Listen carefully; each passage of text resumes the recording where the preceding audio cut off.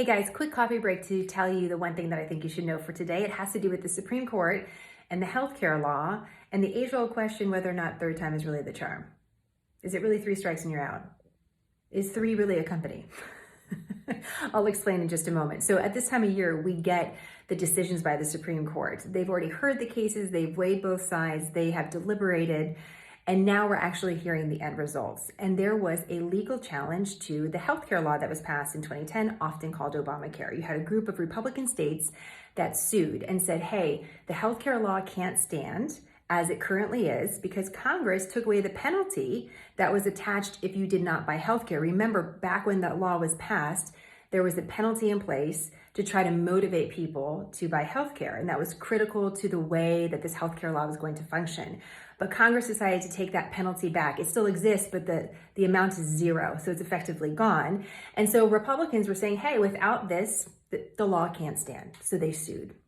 Now, a little bit of background on this is the Supreme Court has already heard two legal challenges to the healthcare law, and in the past ruled essentially in favor of the law. But the Supreme Court has changed, as you know, in recent years. We have three new justices who are appointed by President Trump. They're often described as more conservative justices, although they may take issue with that because judges are supposed to be neutral, but that's often how we describe justices who are appointed by Republicans, where we would describe justices appointed by Democrats as more liberal. So we have a Supreme Court that looks different. The dynamics are different. So the question was, would the results be different with a legal challenge to the healthcare law?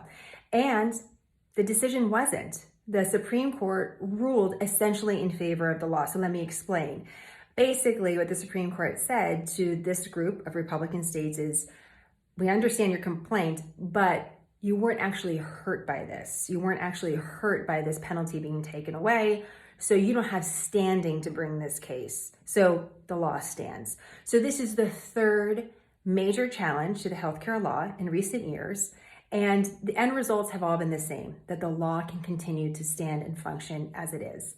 So the question of why this matters is, one, the Supreme Court's decisions did not change. Precedent did not change with a new dynamic in the court. So that's notable. And number two is whether or not there is further political will to pursue legal challenges to the healthcare law. So for Republicans and conservatives, do they have the will, the resources, the energy to continue to challenge this law that's now been functioning for more than a decade? What is actually going to be next? So this is why it's important for you to note, because this has really changed healthcare in America.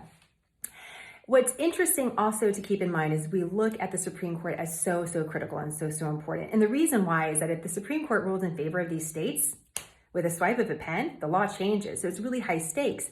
But you can't forget that Congress really plays a role. And this is why your vote matters. If Congress decides to change this law, they can. Just like that.